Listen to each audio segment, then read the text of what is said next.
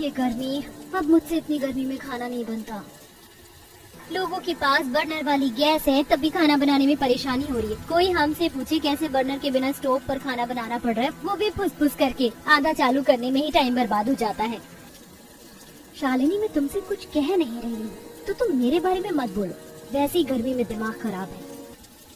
लड़ना बंद करोगे? आपकी वजह से मैं अपना खाना नहीं बना पा रही हूँ। खुद तो दोनों ठीक ठाक गैस और स्टोव पर खाना बना रही हूँ। मुझे देखा कितना पसीना आ रहा है। मिट्टी के चूल्हे पर खाना बना रही हूँ, लकड़ी से धुआं भी हो रहा है और आँख में जल रहा है। आँखें जल रही है? अरे तुम तो ठीक से सोने भी नहीं देती। जब से शादी करके आई हो पहले सब कुछ ठीक था। मैं और जेठानी जी आराम से रह रहे थे, लेकिन तुमने आकर सब बर्बाद कर दिया। मेरे आने से पहले आप लोग बहुत अमीर थे, महल ससुराल में रहते थे ना। जाने मैंने यहाँ आकर कितनी जगह ले ली जिससे आप लोगों की सुख शांति खत्म हो गई। अरे मुझसे इस तरीके से बात करने की जरूरत नहीं है। बोलिए मत कि मैं भी अमीर घर से आई हूँ। तुम आई हो तो हम भी अमीर घर से आए हैं, बस मजबूरी है यहाँ रहने की। हाँ तो कौन आपको मजबूर कर रहा है? चली जाओ ना कहीं। कैसे ये तीनों बहू लड़े जा रही हैं। वैसे ही घर में इतनी गर्मी हो रखी है, पंखा नहीं है, कूलर नहीं है और ये तीनों अलग अलग चूल्हे पर खाना बनाकर इस घर को और भट्टी बनाने में तुली हुई है। अरे क्या समझाऊं मैं, इन तीनों की शादी को 15 दिन हुए लेकिन जीना हराम करके रखा हुआ है। अच्छा, एक तो मैं आप लोगों के बारे में सोच रही हूँ, आपको खाना बनाकर खिलाना चाहती हूँ और आप लोग मुझे भी लपेट रहे हैं। हाँ तो तुम तीनों ने कोई भारत रत्न पुरस्कार जीतने का कोई काम नहीं किया? शर्म तो आती नहीं है।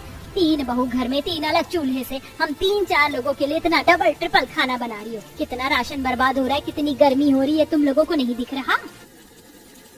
आप सही बोलती हो माँ, ये सच में बेशर्म है। ऊपर से तीनों अमीर घर से होने के बावजूद भी दहेज का एक सामान नहीं लाई।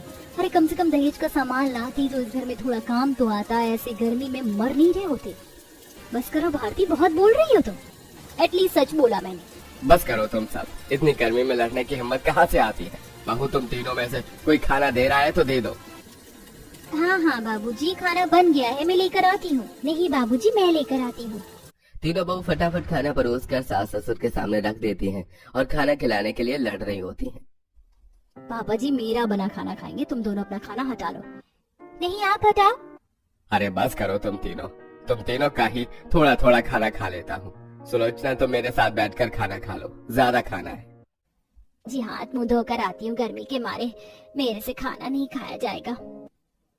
सुलोचना हाथ मुंह धोने चली जाती है तो हैंडपंप में आई गर्म पानी से उसका हाथ जल जाता है। फिर वो घर में आकर घड़ा का पानी चेहरे पर डालती है। बाप रे बाप, मर गई मैं तो। बाहर कितना गर्म पानी आ रहा, जमीन का भी हैंडपंप से।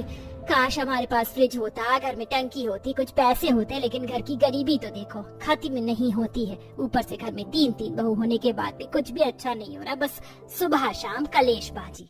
माँ जी आप घूम फिर कर हमारे ऊपर ही क्यों आ जाती है? खैर अब आपको ठीक लग रहा है तो खाना खा लीजिए। हाँ खा रही हूँ।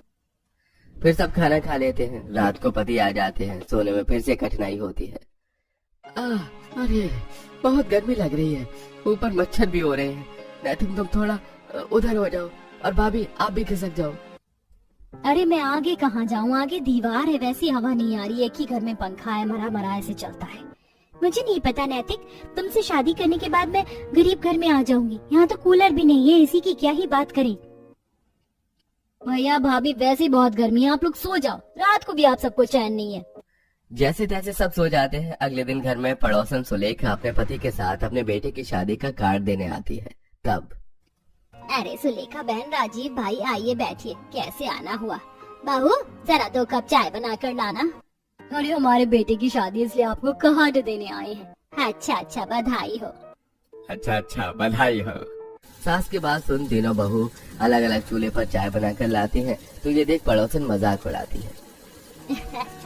ये क्या सुलोचना, तेरे घर में थोड़े ही दिन पहले 3 बहू शादी करके आई हैं। तूने कुछ ना बताया, ना शादी में बुलाया और हमने पूछा भी नहीं।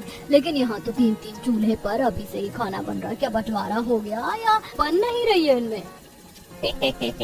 वही तो बताओ सुरेश भाई, आप ही कह दो। राजीव भाई घर का मामला है, मैं अभी आपसे कुछ नहीं कहना चाहता। अभी तीनों बहू चाय लेकर कहती है। ये लीजिए चाय पीजिए। नहीं आप मेरे हाथ की बनी चाय लीजिए। नहीं आप इन दोनों की नहीं, मेरे हाथ की बनी चाय लीजिए, आपको अच्छा लगेगा, इसमें नमकीन भी है। देखा सुलोचना तेरे घर का हाल, अब बता हम किसके हाथ की चाय पिए? भाई हम तो चल रहे हैं, ये चाय तुम अकेले पी लेना। वैसे भी इतनी गर्मी में हम चाय नहीं पी सकते।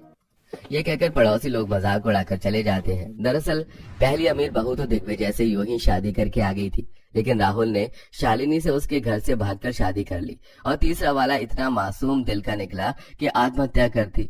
रितिका को उसने बचा लिया और शादी करके घर ले आया।